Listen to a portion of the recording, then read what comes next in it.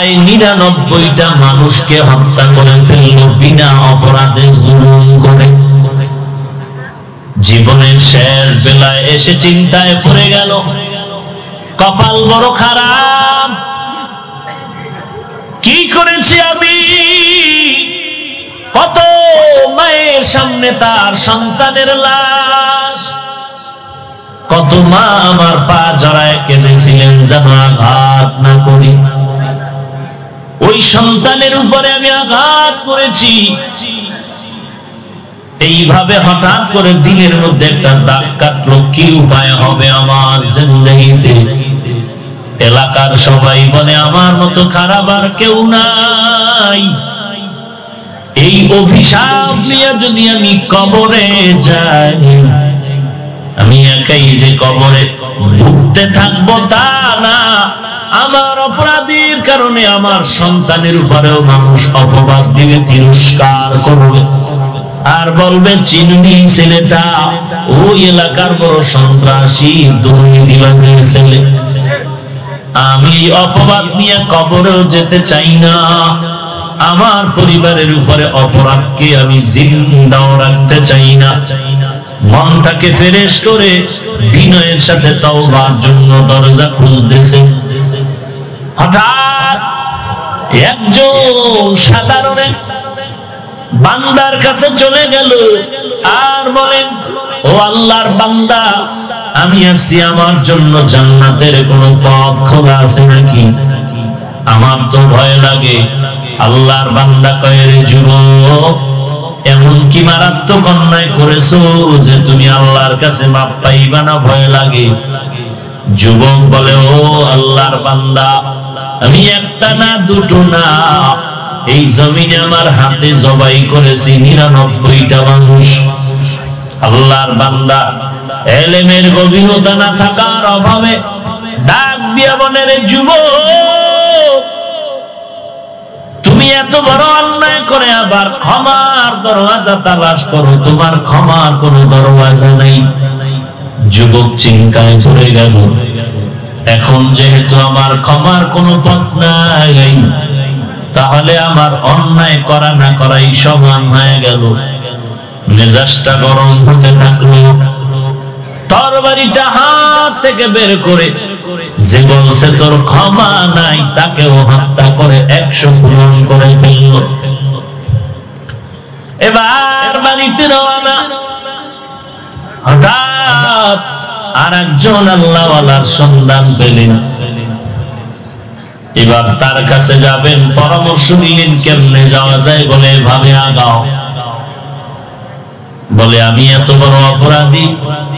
বলে, আমার আল্লাহ পাক রব্বুল আলামিনের রহমতের দরজার সামনে তোমার পাহাড় সম পরিমাণ অন্যায় কিছুই না। মহাসমুদ্রের ভেতরে টোটাল ঢাকাওয়ালাদের বাথরুমের ময়লা নদীর মধ্যে যখন জোয়ার ভাটায় চলে যায়, এর কোনো অস্তিত্ব থাকে না। বান্দা জমিন ও আসমান বরাবর গুনাহ যদি করে বসো, আমার মালিকের রহমতের সমুদ্রের সামনে কিছুই না। আয় বেরাদা দূরে বাসা জিয়ারে বদ, ইয়ারে বদ বদ তর বুয়াদ মারে বদ, মারে বদ তন হাতুরা বর যা জানা, ইয়ারে বদ বর জানে ইমানত জানাত, ইয়ারে বদ আরদ তোরা সুয়ে জাহিম, ইয়ারে নেকু গিরে তায়াবিনাইন। আল্লাহ পাক রব্বুল আলামিন বলেন, আমি কেমন রহমান, আমি ইমানদারদেরও খানা দেই, বেঈমানেরও দেই। যেই নদীর মাছ মুমিনেরাও খেতে পারে, বেঈমানেরও খাওয়ার স্বাধীনতা দিলাম। আমি আল্লাহর এত বিরোধিতা করলো, আমি একবারও রাগ করিয়া পানি বন্ধ করি নাই, বাতাস বন্ধ করি নাই, বরং আমি আল্লাহ রহমতের দরওয়াজা দিয়া ডাকি, বান্দা আয়। আমি আল্লাহকে আল্লাহ বলে ডাক দিবি, জিন্দেগির সব গুনাহ আমি মাফ করে দিব। যুবক পরামর্শ নিল যে হ্যাঁ আমার ক্ষমার পথ খোলা, এবার তওবা করার জন্য আল্লাহর ওলির দরবারে রওনা। রাস্তার মাঝে যাওয়ার পর হঠাৎ আজরাইল এসে তার জীবনটা নিয়ে গেল। এখনো তওবা করার জন্য আল্লাহর ওলির কাছে যেতে পারে না, এর আগেই জীবন শেষ। হঠাৎ তার রূহটা নেওয়ার জন্য জান্নাতি ফেরেশতারাও আসছে, জাহান্নামের ফেরেশতারাও চলে আসলো। জাহান্নামী ফেরেশতারা বলে এর রূহটা জাহান্নামে নিয়ে যাব, কারণ জীবনে কোনো ভালো আমল করে নাই। ফেরেশতারা বলে ওর রূহটা জান্নাতে নিয়ে যাব, কারণ বান্দা জীবনের গুনাহ থেকে তওবা করার জন্য রওনা। জাহান্নামীরা বলে কোনো তওবা করে নাই, তাহলে তোমরা কেন জান্নাতে দিবা? এমন তর্ক শুরু হয়ে গেল। সমাধানের জন্য আমার আল্লাহ জিবরাইল আমিনকে পাঠিয়ে দিলেন আর বললেন, ও জিবরাইল যাও সমাধান করে দাও। কেমনে সমাধান করব? আল্লাহ বলেন, দেখো যেই যুবকটা যেই রাস্তার মাঝে মরে গেল, এখান থেকে তার আল্লাহওয়ালার বাড়ি কাছে নাকি তার নিজের বাড়ি কাছে? যদি আল্লাহওয়ালার পথ কাছে থাকে তাহলে তারে জান্নাতের ফেরেশতার হাতে দিয়ে দাও, আর যদি বাড়ির পথটা কাছে থাকে, আল্লাহওয়ালার বাড়ির পথটা যদি দূরে থাকে তো জাহান্নামের হাতে দিয়ে দাও। জিবরাইল আমিন নাম দিলেন। আমার আল্লাহ কিতাবের মধ্যে পয়গম্বরের হাদিস এভাবেই লেখা হয়। নবী বলেন জায়গাটা এমন ছিল যেখানে যুবক মরে গেল, ওখান থেকে বাড়ি কাছে, আল্লাহওয়ালার দরবার দূরে। আমার আল্লাহ কুদরতের মায়ার নজর দিয়া বাড়ির জায়গাটা দূরে করে আল্লাহওয়ালার জায়গা কাছে করে দিয়েছে। আর অমনি করে দেখে বাড়ির জায়গা থেকে আল্লাহওয়ালার দরবার কাছে। জিবরাইল আমিন বলে জান্নাতি ফেরেশতারা তাকে নিয়ে যাও। আল্লাহ বলেন, বান্দা আমি কেমন মায়ার মালিক জানো? 1 বিঘা যদি আমি আল্লাহকে পাওয়ার জন্য আগাও, আমি আল্লাহর রহমত তোর দিকে 1 বিঘা না 1 হাত আগায় যাবি।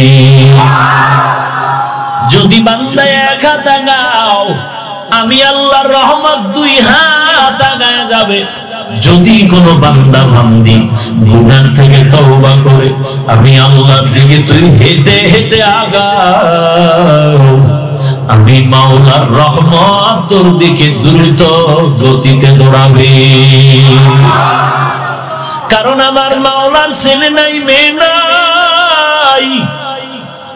ও সাহেব আমাকে 5000 টাকা দাও, দিব দিব বলে কেন দেয় না? কারণ ওর পেছনে ছেলে টানে, মেয়ে টানে, স্ত্রী টানে, বন্ধু বান্ধবেরা টানে, আর বলে আমার পেট ভরে না, তুমি আর একজনের পেটের ধান্দা কি করে করো? আল্লাহ বলেন লাম ইয়ালিদ ওয়া লাম ইউলাদ, আমি আল্লাহর কোনো ছেলে নাই, মেয়ে নাই, কাউকে জন্ম দেই নাই, কারো থেকেও জন্ম দেই নাই। এরে বান্দা আমার গোলাম, যখন তুমি আমার কাছে চাও, আমি আল্লাহকে কেউ পেছন থেকে টানে না। আমার জমিনে আমি যাহা কিছু বানাইলাম সব থেকে আমার প্রিয় হলো আমার বান্দা। এরা যখন আল্লাহ বলে ডাক দেয়, আমি আল্লাহর কুদরতি অন্তরে মায়ার জন্য হয়, আমি আল্লাহ বান্দাকে চাওয়া মাত্র চাহিদার বেশি তাকে দিয়ে দেই। हर गोरी देने के तू तैयार है, जो न मांगे उससे तू बेजार है। या अय्युहल्लज़ीना आमनू तूबू इलल्लाहि तौबतन नसूहा। তাওবায়ে নাসুহা, এমন তওবা করো গলায় ছুরি আসবে মরে যাব, আর গুনাহ করব না। গলার উপরে ছুরি আসবে, নবীর সুন্নতের মালা ছাড়ব না। এরে নবীর উম্মতের দল, কে তোমাকে ধোকায় ফেলে রাখলো? মদিনার আদর্শ তুমি মানতেছো না, পায়ে ধরে ধরে বলার পরেও টুপি পরো না, নামাজ পড়ো না। কোন ধোকায় পড়ে আছো রে মুমিন ভাই? মনে মনে ভাবতেছো হুজুরদের কথা শুনে যদি টুপি মাথায় দেই না জানি কোন স্বাধীনতা নষ্ট হয়ে যায়। ওরে আল্লাহর গোলাম, আমরা যারা টুপি পরলাম, দাড়ি রাখলাম, নামাজ পড়ি, ফরজদা করি, হালাল খাই, আলহামদুলিল্লাহ, আমাদের তো স্বাধীনতাও নষ্ট হয় নাই, সম্মানও কমে নাই, ইজ্জতও কমে নাই, না খাইয়াও কেউ মরি নাই। তুমি চাকরি পাইবা না বলে কোরআনের দরজা থেকে ফিরে গেলা। আর এই কোরআনের দরজা যারা আঁকড়ায় ধরে রাখলো, চাকরি যদিও দুনিয়ার লাইনে নাই, তবে এদের মতো সম্মানেও জমিনে আর কেউ না। কোন ধোকায় পড়ে আছো? কয়দিনই ভাই ধোকার স্বর্গে তুমি থাকবে? আজরাইলের হাতে কি তুমি ধরা পড়বা না? কই গেল নমরুদ, কই হামান, কই কারুন, কই গেল ফিরাউন? টাকা পয়সা ক্ষমতার কোনো অভাব ছিল না, কিন্তু এত বড় বেঈমানকে আল্লাহ ধ্বংস করার জন্য আসমানি কোন বাহিনী লাগে নাই, একটা অসুস্থ মশা তার ইতি টেনে দিল। লোহিত সাগরের চুবানি খেয়ে ফেরাউন ধ্বংস হয়ে গেল। এরে নবীর উম্মতের দল, কিসের বাহাদুরি করো রে গোলাম? আজরাইল যখন তোমাকে ধাক্কা দিবে, তোমার ছেলে মেয়ে কান্না করেও তোমাকে আর বাঁচায় রাখতে পারবে না। যদি বাঁচাইতে পারত, যেই ডাক্তারেরা অসুস্থ রোগীকে সুস্থ করে দেয়, ওই সুস্থ করে দেওয়ার মালিক ডাক্তার না, একমাত্র আমার আল্লাহ। যদি ডাক্তার সুস্থ করার ক্ষমতা রাখতো, তো ডাক্তার অসুস্থ হতো না। আল্লাহর উপরে ভরসা করে সামনে আগাও। বেঈমানের চিন্তা করে লাভ নাই, ওর জাহান্নাম ছাড়া উপায় নাই, ওর কোনো জান্নাত নাই, ওর কোনো ধর্ম নাই। এজন্য ওর চলাফেরার কোনো হিসাব নাই, কোনো ব্যালেন্স নাই। কিন্তু তুমি আমি মুসলমান, তোমার আমার আল্লাহ এক, নবী এক, কাবা এক, কোরআন এক, কালেমা এক, ধর্ম এক, দুনিয়াতে আসাও এক, মরণ এক, কাফন এক, কবরের প্রশ্ন এক। অতএব তোমার প্রশ্ন আছে, জবাবদিহিতা আছে। বেঈমানের কোনো প্রশ্ন নাই, কোনো ধর্ম নাই, কোনো আদব নাই, কোনো ব্যালেন্স নাই, কোনো হিসাব নাই, যখন যা মনে চায় করে।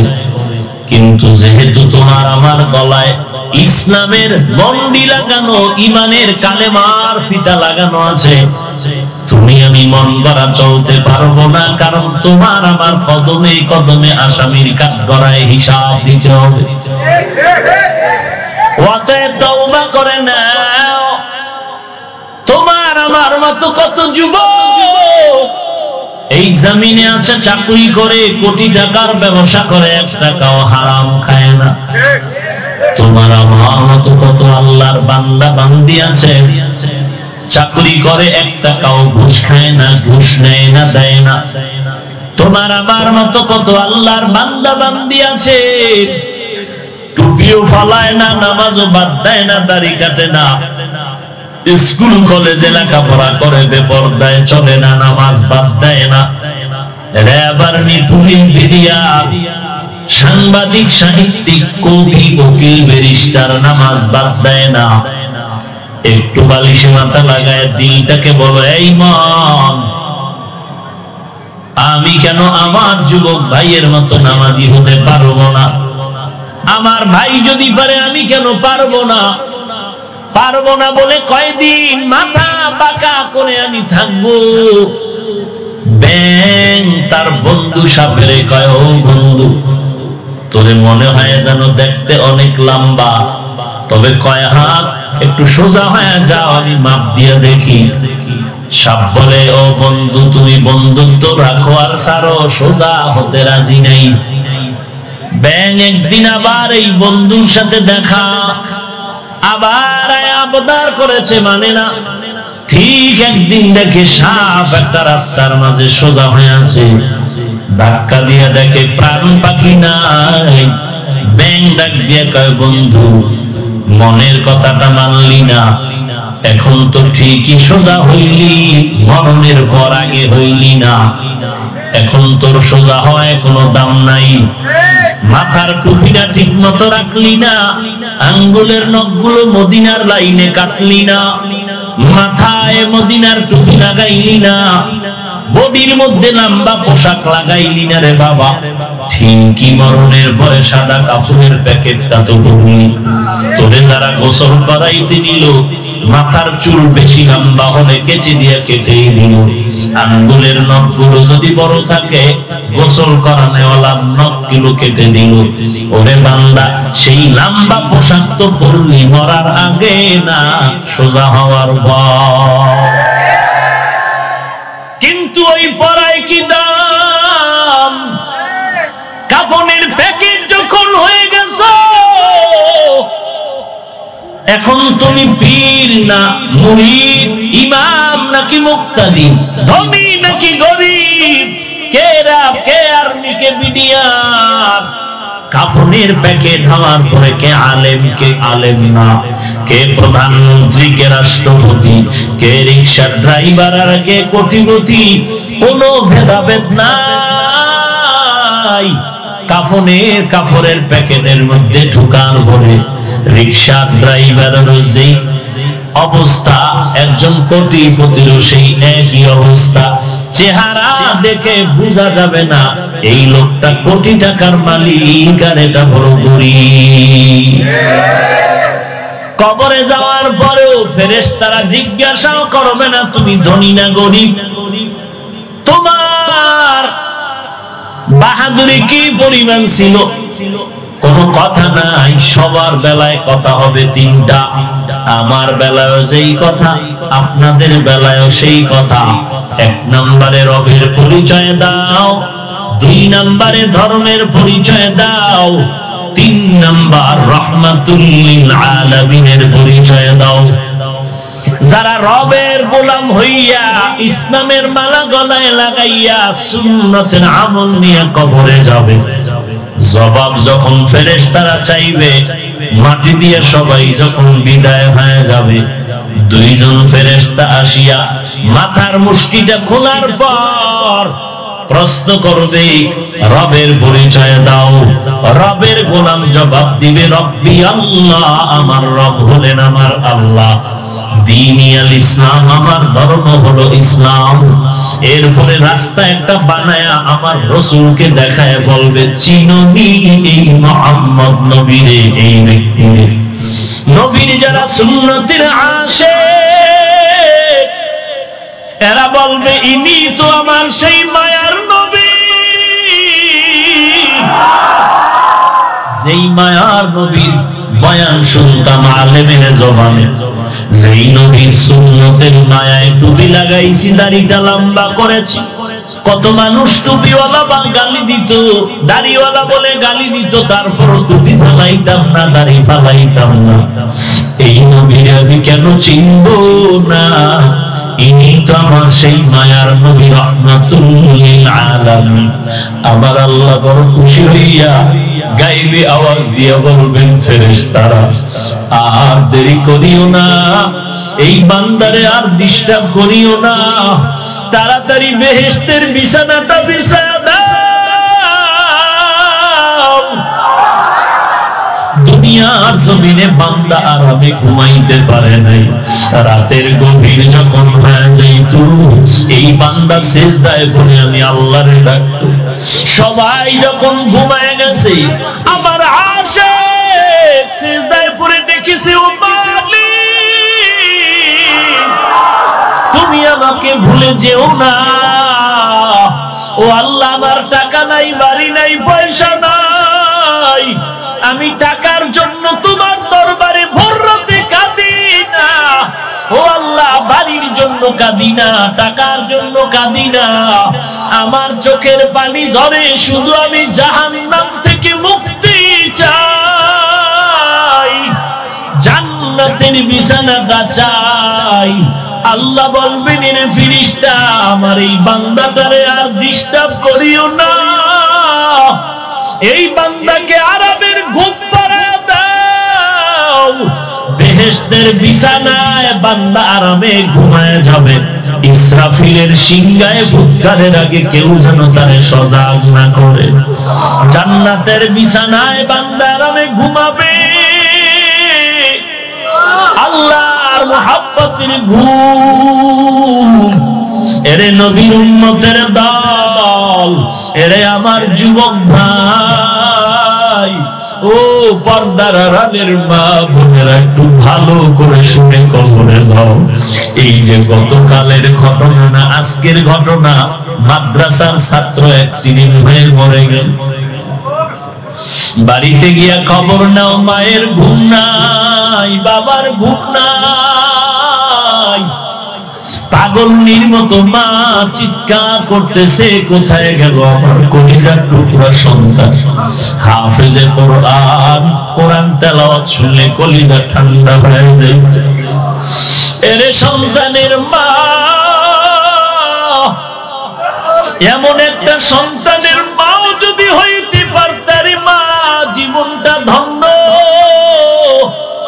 কারণ কোরআনওয়ালার এত দাম, কিয়ামতের ময়দানে কোরআনওয়ালা একা জান্নাতে যাবে না, আরো 10 জন গুনাহগার জাহান্নামীকে সুপারিশ করে জান্নাতে নিয়ে যাবে। এর নবীর উম্মতের দল, কত ছাত্ররা অ্যাক্সিডেন্ট হইয়া ঢাকা মেডিকেলে কান্নায় বিভোর, কোনো হুঁশ জ্ঞান নাই রে বাবা। কয়দিন আর যৌবনের বাহাদুরি করবা? এই চোখে দেখতে দেখতে কত বন্ধুরে হারায় ফেললাম, এই জীবনে কত লাশের সামনে জানাজার ইমামতি করলাম, এই হাত দিয়া কত কবরস্থানে মিনহা খালাকনাকুম বলে মাটি নিলাম, কোন দিন আবার গায়ে মাটি পড়বে জানা নাই, কোন দিন আবার মসজিদের খাট বের হইয়া তোমার ঘরের দরওয়াজায় যাবে, ঘরের দরজায় গিয়া দাঁড়ায় যাবে। আর লাশটারে ঘরে রাখিস না, বাহিরে নামাও।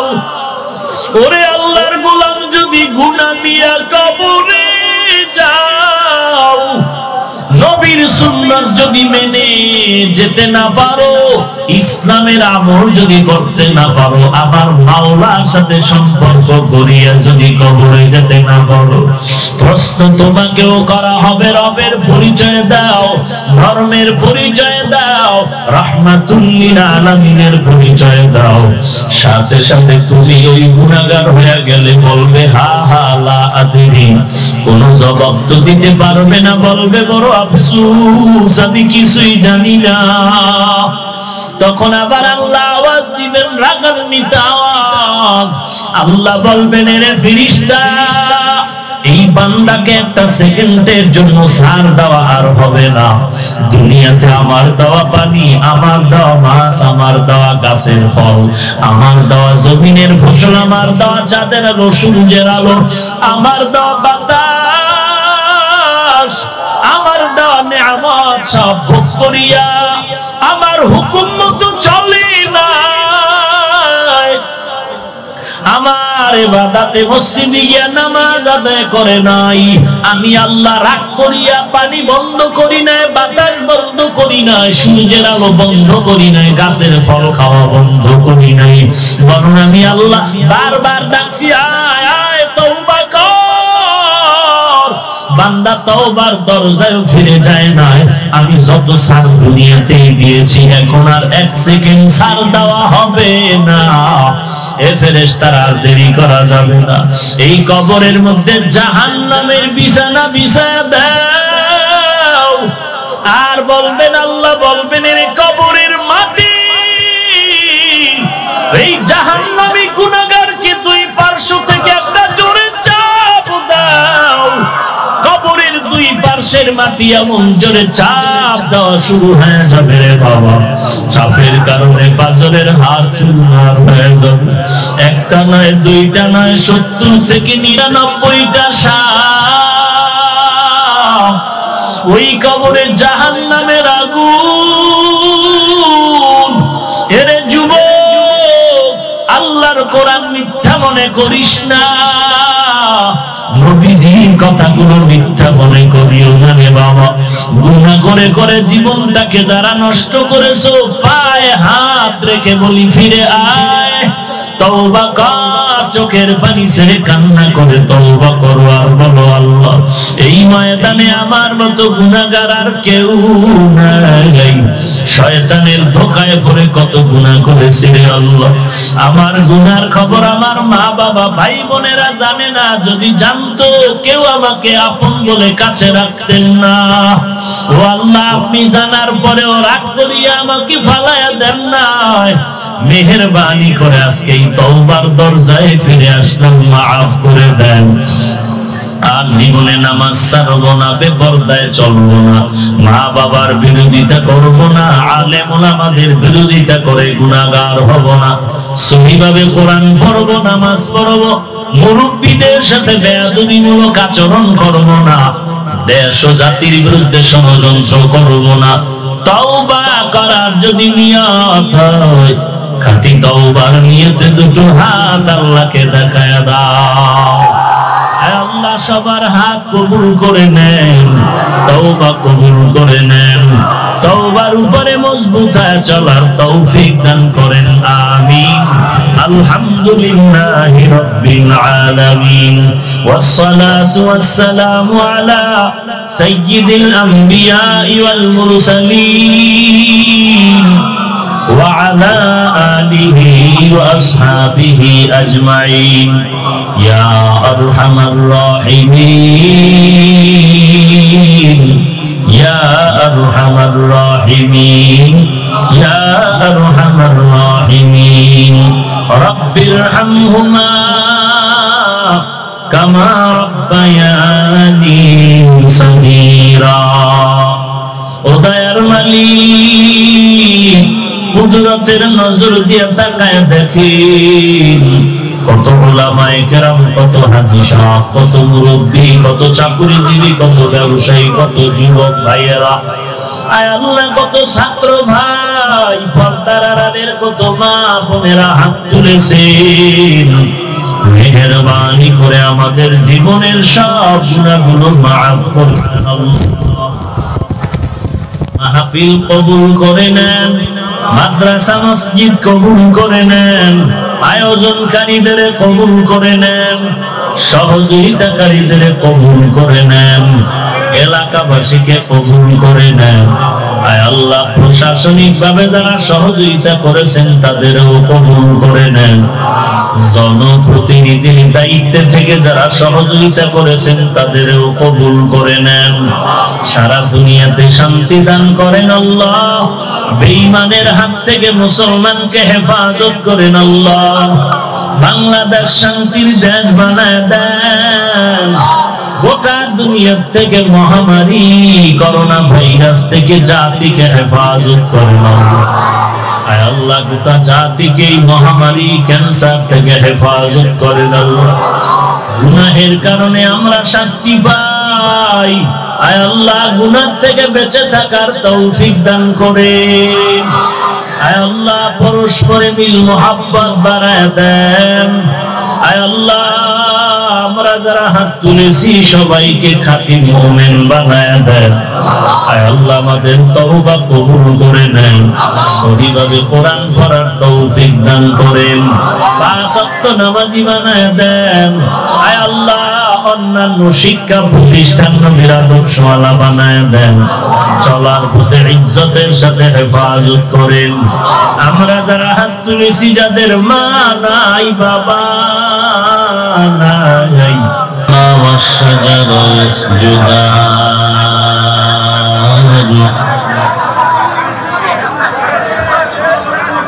وفضل زمانا على زمان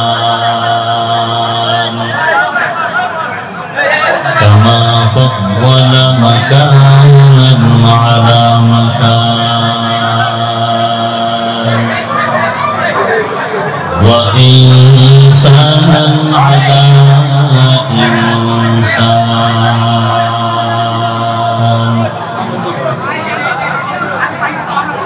ونشهد أن لا إله إلا الله وحده لا شريك له لا ضد له ولا ند له ولا مثل له ونشهد أن سيدنا وسندنا وحبيب ربنا وطبيبنا وطبيب قلوبنا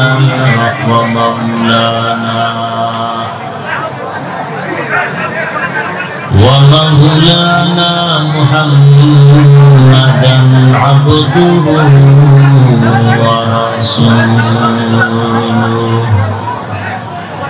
صلى الله تعالى عليه وعلى آله وأصحابه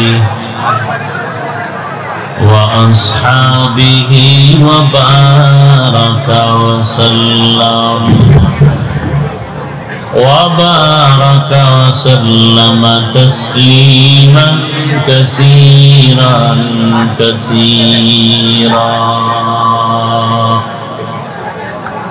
الذي أرسله الله تعالى بالحق بشيرا ونذيرا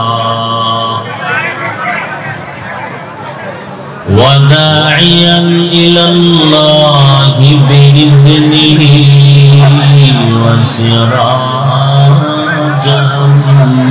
منيرا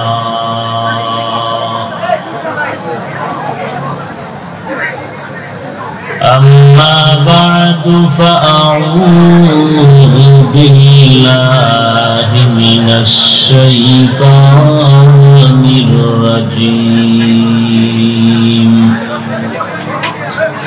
بسم الله الرحمن الرحيم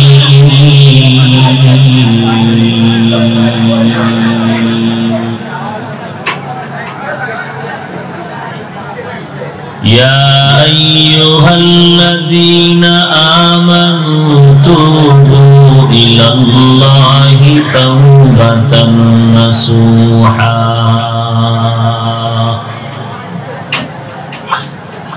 فقال النبي صلى الله عليه وآله وسلم التائب من الذنب كمن لا ذنب له أو كما قال النبي عليه الصلاة والسلام صدق الله مولانا العظيم وصدق رسوله النبي الأمي الكريم ونحن على ذلك من الشاهدين والشاكرين والذاكرين والحمد لله رب العالمين.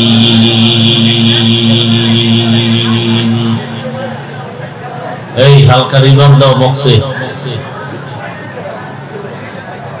سبحانك لا علم لنا إلا ما علمتنا إنك أنت العليم الحكيم رب اشرح لي صدري ويسر لي أمري واحلل عقدة من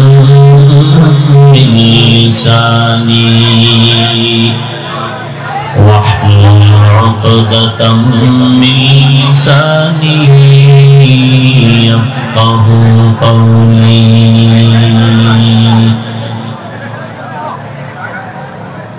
مقبول تو ہے شاذ ہے قابل تو بہت ہے مقبول ہے شاذ ہے قابل تو بہت ہے آئینہ کے مانندے تنگی دل تو بہت ہے آئینہ کے مانندے تنگی دل تو بہت ہے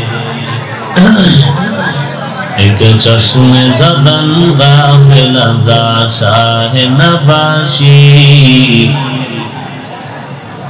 ایک چشم زدن غافل ازا شاہ نباشی شاید کہ نگاہ کندگاہ نباشی شاید کہ نگاہ کندگاہ نباشی তোমার লোক রেডি আছে এই কথা বন্ধ করা যায় না এই জায়গায়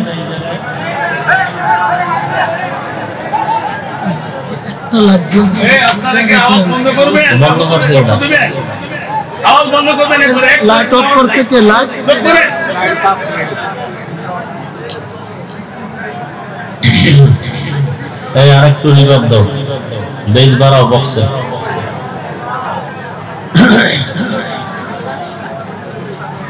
আজকে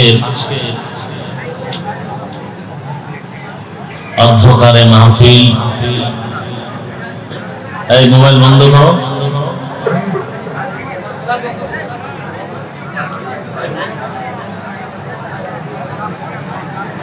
বাইতুল্লাহ জামে মসজিদ ও মোহাম্মদিয়া হাফিজিয়া মাদ্রাসা এতিমখানা এর উদ্যোগে আজকের এই মাহফিল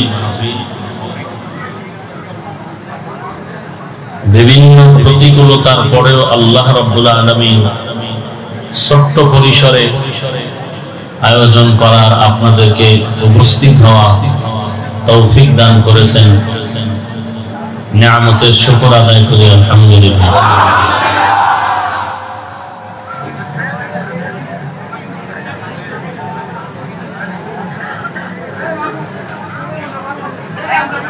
মসজিদের জন্য কালেকশন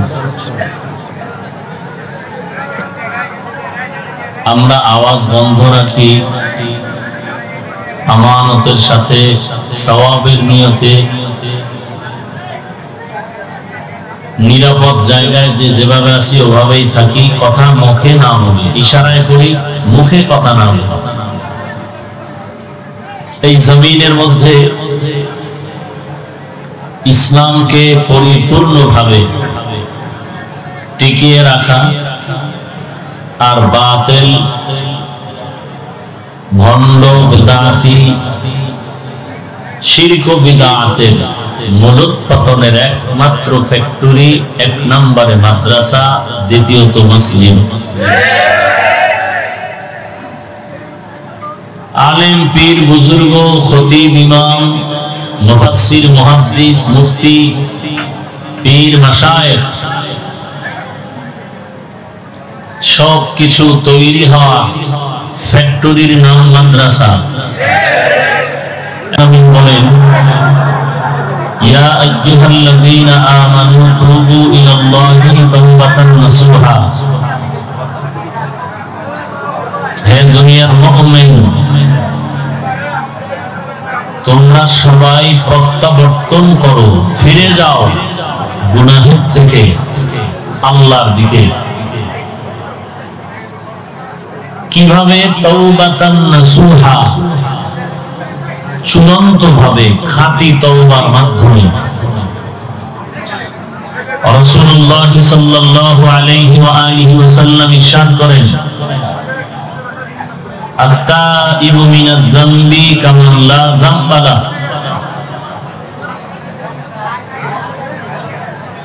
তওবা করনে ওয়ালা ব্যক্তি এমন আল্লাহর কাছে দামি যে সে কখনো গুনাহ করেনি কখনো গুনাহ করেনি। এই জায়গায় ঝামেলাটা কমানো যায় না? এই গেটটা বারবার খুলেন কেন?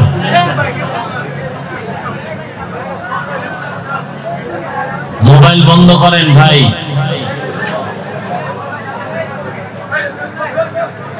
আল্লাহ রাব্বুল আলামিন আয়াতের মাধ্যমে, রাসূলের হাদিসের মাধ্যমে মূল যে বিষয়টা আমরা অনুধাবন করব সেটা হলো তওবা করার মাধ্যমে আল্লাহর দিকে ফিরে যাওয়া, এর নাম তওবা। কেন? কারণ গুনাহ নিয়ে মৃত্যুবরণ করলে ওই বান্দার জন্য শাস্তি ভোগ করতে হবে। কিন্তু আল্লাহ রাব্বুল আলামিন চান না তার কোন বান্দা গুনাহ নিয়ে কবরে যাবে আর শাস্তির যোগ্য হবে। এমনকি আল্লাহ চান না যে তার বানানো বান্দাগুলো কেউ জাহান্নামে যাবে। এ কারণে আল্লাহ বারবার তওবার আহ্বান করেন। আর যারা তওবা খাঁটি মতো করবে, তওবাতান নাসুহা, এমন তওবা যে গলায় ছুরি আসলেও মরণাপন্ন অবস্থার সামনে যদি দাঁড়িয়ে যায় এরপরও সে কখনো গুনাহের কিনারায় যাবে না, এর নাম তাওবায়ে নাসুহা। এমন তওবা করো জীবন চলে যাবে, গুনাহ করা যাবে না, এর নাম তাওবাতান নাসুহা, খাঁটি তওবা। এই কথার উপরে প্রতিজ্ঞাবদ্ধ হওয়া, জীবনে কখনো আমি নেকের কাজ ছাড়ব না, জীবনের বিনিময় হলেও আমি গুনাহের কাজ করব না, এর নাম তাওবাতান নাসুহা। এই তওবাকারীকে আল্লাহ এতটাই যে পছন্দ করেন যে গুনাহ থেকে ফিরে গেল, আল্লাহর কাছে সে এত দামি যে সে জীবনে কোনো গুনাহই করে না। একটা মায়ের গর্ভ থেকে বাচ্চা যখন নিষ্পাপ বেরিয়ে আসে, তওবা করনেওয়ালাও গুনাহমুক্ত নিষ্পাপ হয়ে যায়।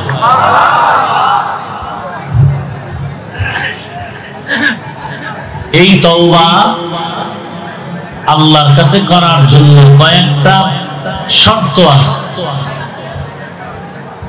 এক নাম্বার, অতীতের অপরাধ থেকে চূড়ান্ত প্রতিজ্ঞাবদ্ধ হয়ে ফিরে যাওয়া, ভবিষ্যৎ জিন্দেগিতে ইনশাআল্লাহ কখনো অপরাধমূলক কাজ না করার অঙ্গীকারবদ্ধ হওয়া এবং এর উপরে টিকে থাকার জন্য আল্লাহর কাছে তৌফিক কামনা করা, অতীতের জিন্দেগির জন্য চোখের পানি ফেলে আল্লাহর কাছে বিনয়ী প্রকাশ করা।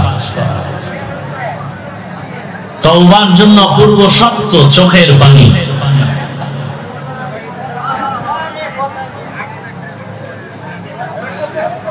ইস্তিগফার, গুনাহ মাফ চাওয়া। ইস্তিগফার বড় দামি একটি সম্পদ।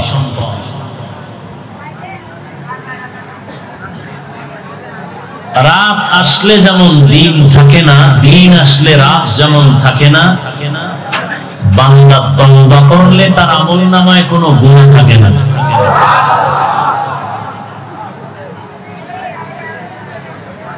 আল্লাহ তওবাকারীকে বেশি বেশি মহব্বত করেন। হাদিস শরীফে রাসূল বলেন,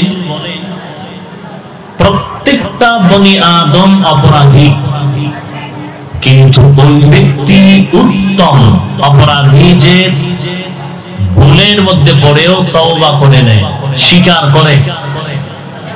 অর্থাৎ ভুল করা এত পরিমাণ মারাত্মক নয়, ভুল স্বীকার না করা যে পরিমাণ মারাত্মক।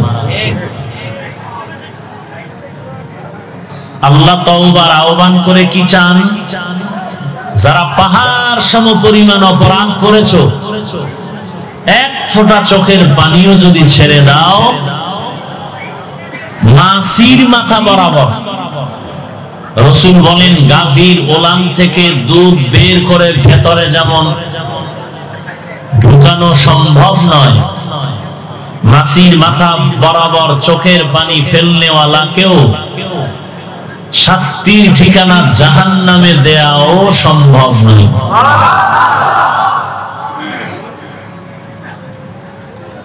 আর আখিরি নবীর উম্মতের জন্য আলাদা সুযোগ, যেটা অন্য কোন উম্মতেরা পায়নি।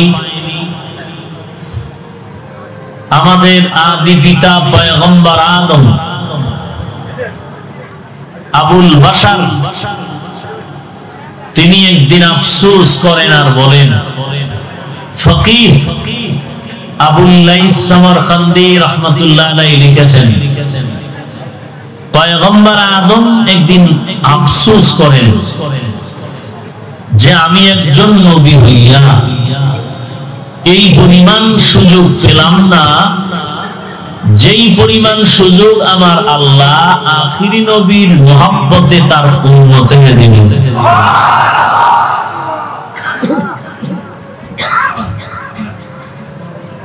পয়গম্বর আদম বলেন, আমি নবী হওয়ার পরে একটা ভুল করেছিলাম, যে ভুলটা অমার্জিত নয়, একটি মার্জিত ভুল করেছি, যেটা আল্লাহর কাছে ভুল না, আমি মনে করেছিলাম ভুল। এটা মার্জিত, কোনো অমার্জিত নয়। শুধু আল্লাহ বলেছিলেন, উসকুন আনতা ওয়া যাওজুকাল জান্নাহ ওয়া কুলা মিনহা রাগাদান হাইসু শি'তুমা ওয়া লা তাকরাবা হাযিহিশ শাজারাতা ফাতাকুনা মিনাল যালিমিন।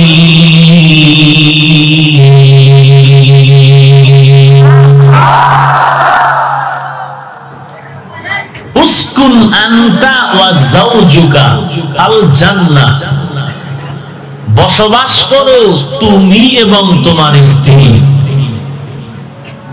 স্বাধীনভাবে।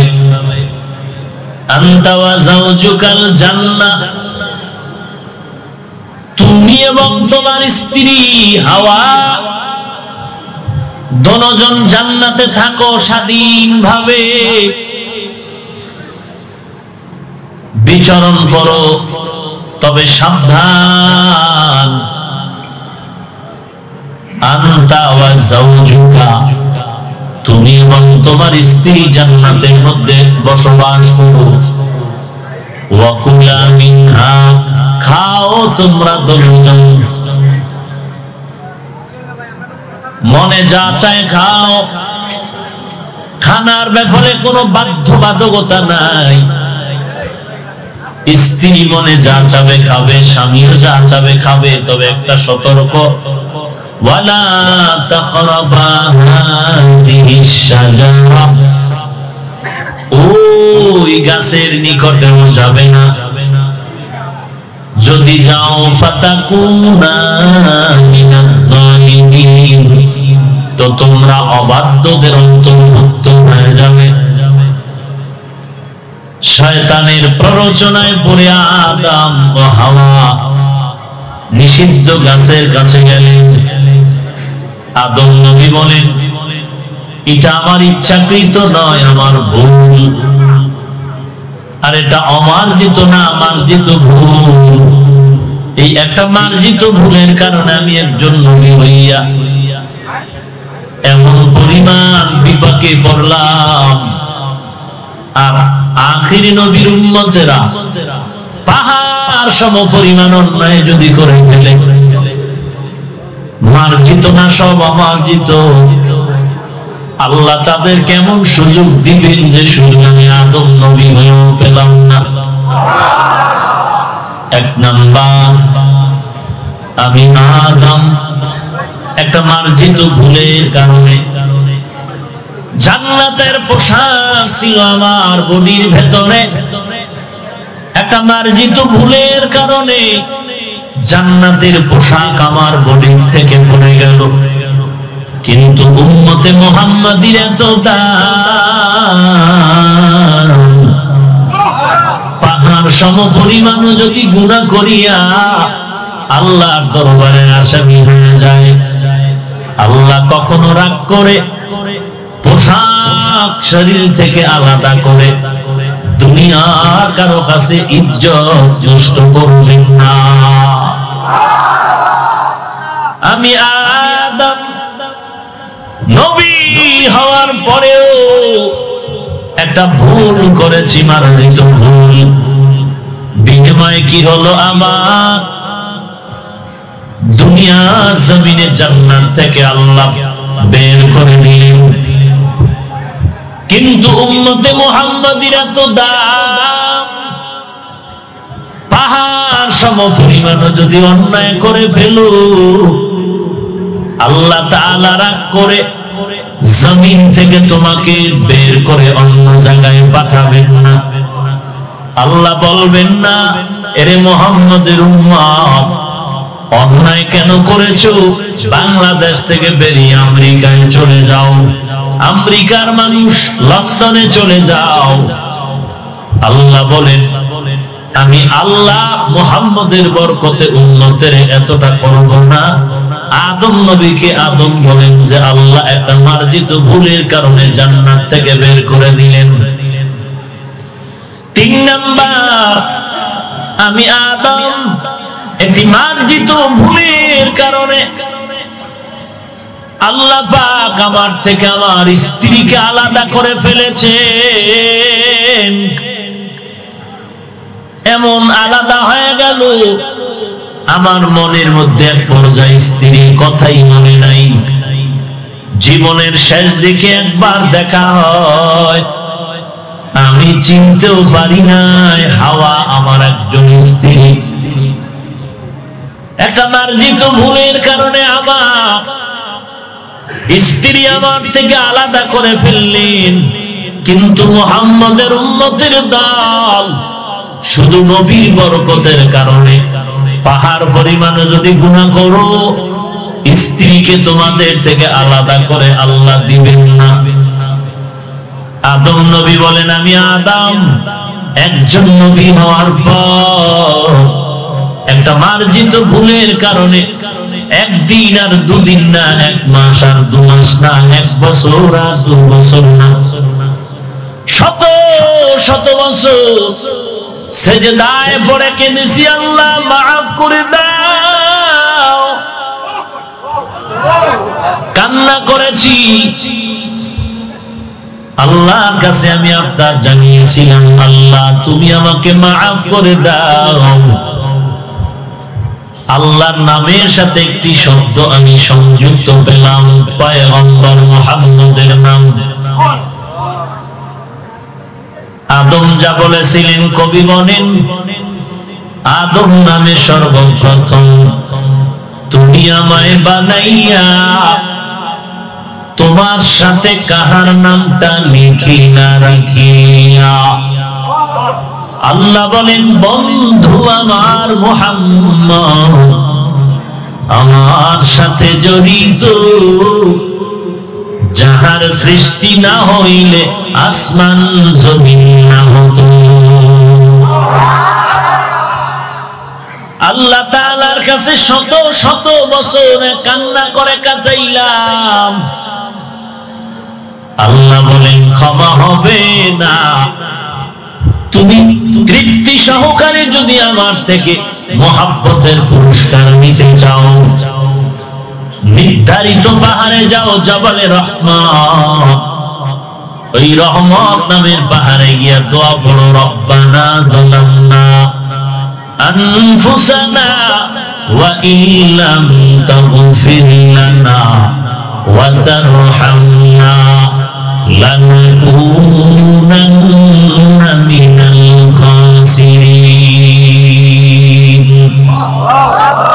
আল্লাহ তাআলা আদম নবীকে জাবালে রহমান, রহমতের পাহাড়ে নিলেন, আর আদম নবীকে আল্লাহ মুহাব্বতের পুরস্কার দিলেন।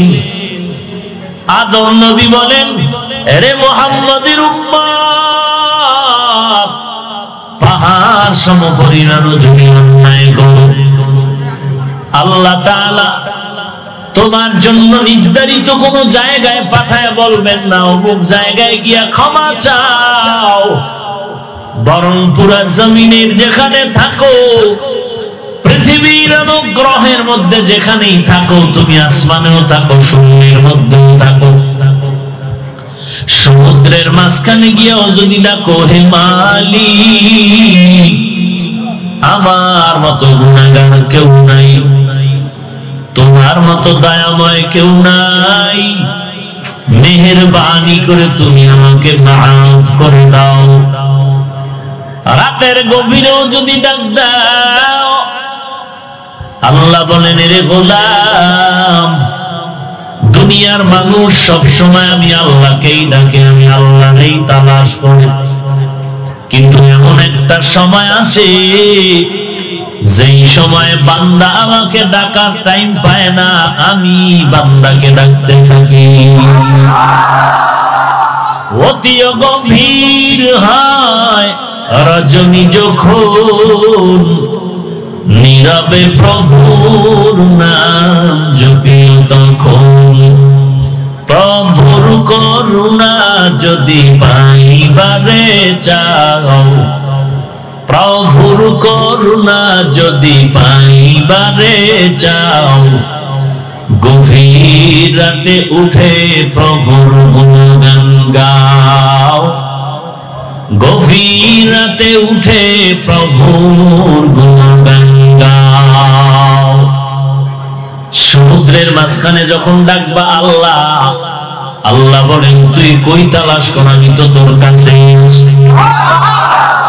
গভীর রাতে তুমি দেখবা দুনিয়াওয়ালাদের দরজায় তালা লাগান, আল্লাহ বলেন, তুই রাত্র যত গভীর হয় ততই আল্লাহ বান্দার কাছে। وَإِذَا سَأَلَكَ عِبَادِي عَنِّي فَإِنِّي قَرِيبٌ أُجِيبُ دَعْوَةَ الدَّاعِ إِذَا دَعَانِ فَلْيَسْتَجِيبُوا لِي وَلْيُؤْمِنُوا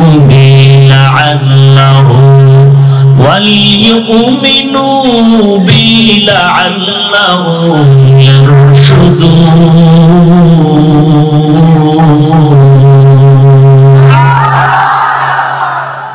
আল্লাহ তাআলা বলেন, বান্দা যখন আমাকে ডাক দেয় আর কিছু চায়, আল্লাহ বলেন, ফাইন্নী কারীব, আমি তোর নিকটে আছি।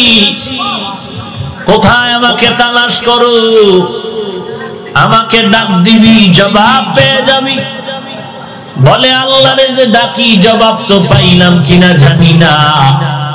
সমস্ত আল্লাহওয়ালা উলামায়ে কেরাম, মুফাসসিরিনে কেরাম বলেন, বান্দা যখন একবার আল্লাহ বলে ডাক দাও, এরপরে যদি আর একবার আল্লাহ বলার সুযোগ পাও, ওই দ্বিতীয়বার আল্লাহ বলাই হলো আল্লাহর পক্ষ থেকে জবাব। ইয়া আইয়ুহাল্লাযীনা আমানু তুবু ইলাল্লাহি তাওবাতান নাসুহা, এরে দুনিয়ার মুমিন, গুনাহের থেকে ফিরে আল্লাহর দিকে আগাও। এমন ভাবে আগাইতে হবে যে আমাকে রশি দিয়ে বাঁধলে আর পেছনে যাওয়া যাবে না, কারণ রাস্তা দুইটা, ফারিকুন ফিল জান্নাহ ওয়া ফারিকুন ফিস সাঈদ। একটা রাস্তা জাহান্নামের আর একটা জান্নাতের রাস্তা। এরে আল্লাহর বান্দা, কই দৌড়াও? দুইটা রাস্তা ছাড়া ভিন্ন কোন রাস্তা নাই। হয়তো জান্নাতের পথে যেতে হবে, না হয় তোমাকে জাহান্নামের পথে যেতে হবে। দুই দল সারা জমিনে কোনো দল নাই। একটা হলো হিজবুল্লাহ আর একটা হলো হিজবুশ শাইতান। আল্লাহর দল আর শয়তানের দল। ও বান্দা, দল দুইটা, তুমি কোন দলে যাইবা? হয়তো আল্লাহর দলে, না হয় শয়তানের দলে যেতে হবে। রাস্তা দুইটা, জান্নাতের আর জাহান্নামের। এরে নবীর উম্মত, এই দুই রাস্তা ছাড়া কোনো রাস্তা নাই। কবরে যাইবা, স্থান হবে দুইটার একটা, হয়তো জান্নাত না হয় জাহান্নাম। এরে নবীর আশিকের দল, শাস্তি আর শান্তির জায়গাও দুইটা, হয়তো জান্নাত না হয় জাহান্নাম। এরে আল্লাহর গোলাম, যদি তুমি জান্নাতের পথে চলো কপাল ভালো, আর যদি আল্লাহ না করুন শয়তানের ধোঁকায় পড়ে গুনার দিকে চলে যাও, তোমার পরিণাম ফল বড় ভয়ঙ্কর হয়ে যাবে। আল্লাহ পাক বলেন, জাহান্নামের পথ থেকে ফিরে আয়, জান্নাতের পথে চলতে থাক। কেউ যদি তোমাকে টানতে থাকে পেছনে ফিরে তাকানো যাবে না, কারণ পেছনে টানে আমাকে শয়তান, শয়তানের মোকাবেলা আমাকে সামনে এগিয়ে যেতেই হবে। কারণ দুনিয়ার মোহে পড়িয়া কারো পেছনে দৌড়ানো যাবে না, কারণ যে আমাকে দৌড়ানোর তাকিদ দেয় সেও আমার থেকে স্বার্থ উদ্ধার করতেছে। এরে আল্লাহর গোলাম, তওবার দরওয়াজায় ফিরে যাও। শয়তানের ধোঁকায় পড়ে গুনাহ করেছো, নিরাশ হয়ে যাও না। আল্লাহ পাক বলেন, কুল ইয়া ইবাদিয়াল্লাযীনা আসরাফু আলা আনফুসিহিম লা তাকনাতু মির রাহমাতিল্লাহ ইন্নাল্লাহা ইয়াগফিরুয যুনুবা জামিআ ইন্নাহু হুয়াল গফুরুর রহিম।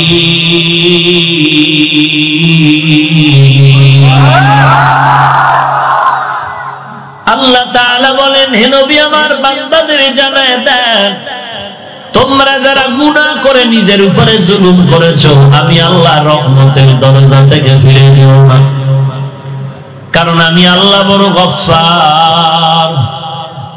আমার কাছে বান্দা চাইতে দেরি, পাইতে মোটেও দেরি হয় না। যারা চেয়েছেন তারা পেয়ে গেলেন। এরে নবীর আশিক, আল্লাহর বান্দা যুবক, গুনাহ করে করে করে করে জীবনটাকে বিনষ্ট করে ফেলেছে। এমন কোন গুনাহ নাই যে গুনাহ বান্দা করে নাই, তবে তার জীবনের গুনার মধ্যে স্মরণীয় এক মারাত্মক অন্যায় হলো মানুষ হত্যা করা।